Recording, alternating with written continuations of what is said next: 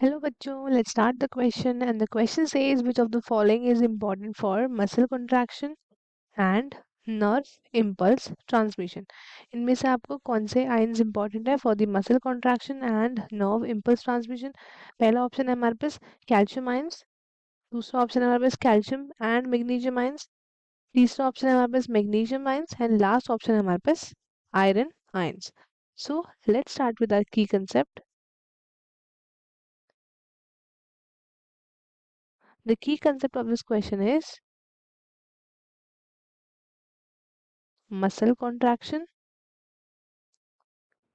muscle contraction and nerve impulse transmission. Muscle contraction and nerve impulse transmission. तो ये सारे क्या है, ये कुछ फिनोमिनाज है जो हमारी बॉडीज में होता है. जिसकी अगर हम बात करते हैं अबाउट मसल कॉन्ट्रैक्शन, तो मसल कॉन्ट्रैक्शन बेसिकली होता है tightening and shortening, tightening and shortening, or you can say lengthening of your muscles when you do some activities. तो कब करते हो, जैसे आपने कभी कुछ चीज़ ऐसे पकड़ ली या फिर आपने कुछ चीज़ उठा ली, तो जो आपका ये मसल्स आपकी स्ट्रेच करती है ना मसल्स, उनको क्या बोलते हैं हम बोलते हैं मसल कॉन्ट्रैक्शन.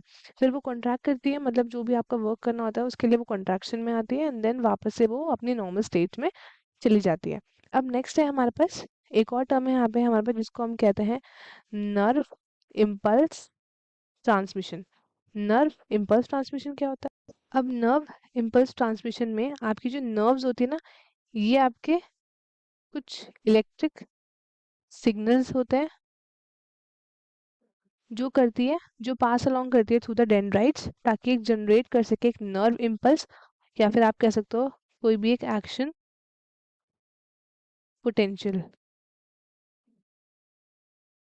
Action potential. आपने कभी नोटिस किया होगा कि कभी भी आप अगर बहुत ही गर्म चीज़ अगर आप पे हाथ लग जाता है तो आप एकदम से अपना हैंड रिमूव करते हो. तो वो क्यों होता है? आपके जो सिग्नल्स होते हैं वो इतने ज़्यादा क्विक होते हैं, आपके रिसेप्टर्स इतने ज़्यादा उसको जल्द स्पीड में रिसेप्टर्स की तरह उसको पकड़ते हैं और आपकी ब्रेन की तरफ भेजता है ना, आपके ब्रेन आपको सिग्नल देता है कि अपना हाथ वहाँ से हटा लो क्योंकि वो आपके लिए हार्मफुल है. तो ये एक तरीके का वो एक तरीके का इलेक्ट्रिक सिग्नल्स भेजता है. तो ये हमारा होता है नर्व इम्पल्स ट्रांसमिशन. अब हमारी बॉडी में क्या होता है? हमारी बॉडी में मिनरल्स हमारे बहुत इंपॉर्टेंट रोल प्ले करते हैं. मिनरल्स एक एसेंशियल रोल प्ले करता है in the transmission of nerve impulse and contraction of muscles.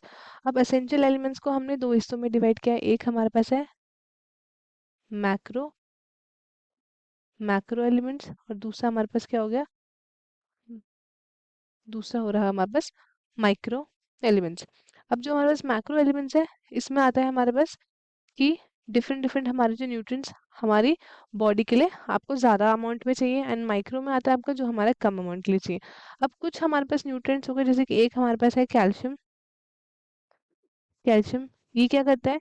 ये स्टिमुलेट करता है, ये स्टिमुलेट करता है मसल कॉन्ट्रैक्शन को, मसल कॉन्ट्रैक्शन को, एंड ये रेगुलेट